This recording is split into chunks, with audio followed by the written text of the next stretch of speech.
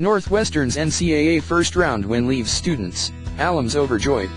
A new era announced itself on the Northwestern campus Thursday with a burst of purple and white balloons and cries of, "Let's go, Wildcats," as students, staff, and alumni gathered to watch from afar as the men's basketball team played its first game ever in the NCAA tournament. When players took to the floor 1,400 miles away in Salt Lake City, the lakefront campus felt an unprecedented buzz as a 78-year record of futility officially ended.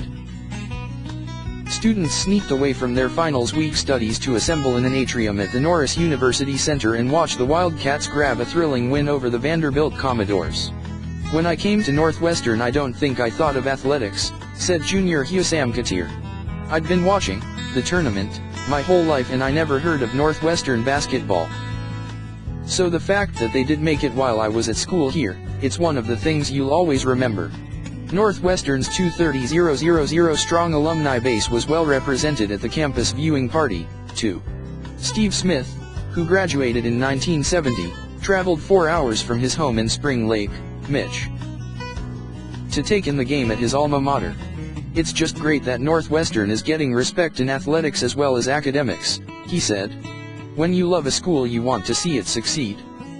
You want to see it competitive and respected." That sense of a sports awakening has been strong for months in Evanston and beyond, as students and alumni have watched a longtime doormat achieve unprecedented success. Some have compared the basketball team's breakthrough to the 1995 football season, when the Wildcats ran up a series of startling upsets on their way to a Rose Bowl appearance. But given the duration of the basketball team's NCAA drought, Thursday might have felt even better. "This is a great thing," said Bruce Foster, a retired Northwestern staff member who was watching the game on a jumbo screen at the Norris Center. "It's historic." Away from campus, many Northwestern alums also relished the anticipation before game time. The school's Alumni Association organized watch parties in 30 cities across the country, including 2 gatherings in Salt Lake City. Graham Bosher, a Chicagoan who got his undergraduate degree from Northwestern in 2015, was among the many alumni to trek out west. Speaking by cell phone outside the arena, he said he and some college friends got their tickets immediately after the matchup with Vanderbilt was announced.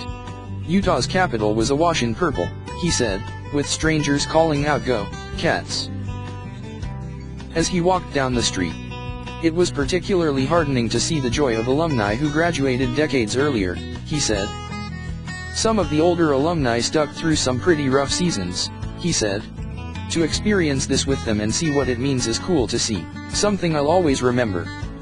Stephen Epstein, who graduated from the university's law school in 1964, is one of those patient alums.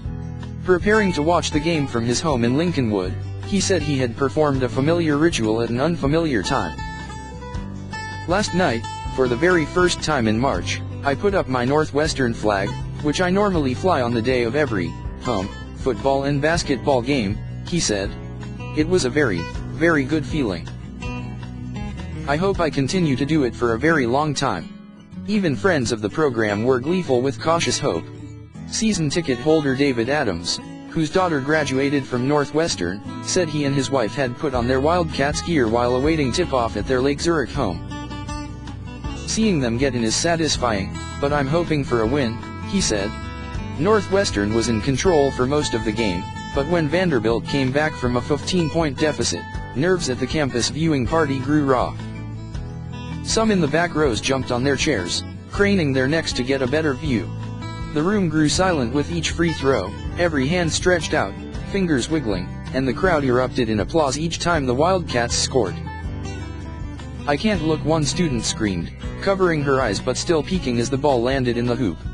With the clock running down and Northwestern up 2, a final Vanderbilt heave fell astray, giving the Wildcats the win and turning the Norris Center into bedlam as fans hugged each another and wept. Sophomore Amanda Rossner, fresh from her last exam of the quarter, jumped up and down on her chair. She grew up in Atlanta in a Northwestern family and couldn't wait to call her parents to celebrate their team's change of fortune. "My fingers are still trembling," she said. "It's quite a feeling of euphoria." Alumna Julie Schatz had her 10-month-old daughter Heidi strapped across her chest in a baby carrier, and was careful to tighten the straps before jumping up and down in elation. She met her husband Paul at a Northwestern home game 8 years ago. They lost to Robert Morris, and Paul Schatz said watching the team that brought them together achieve its historic triumph felt like a personal milestone, too. It feels like letting go of all the frustrations of all the past seasons, he said.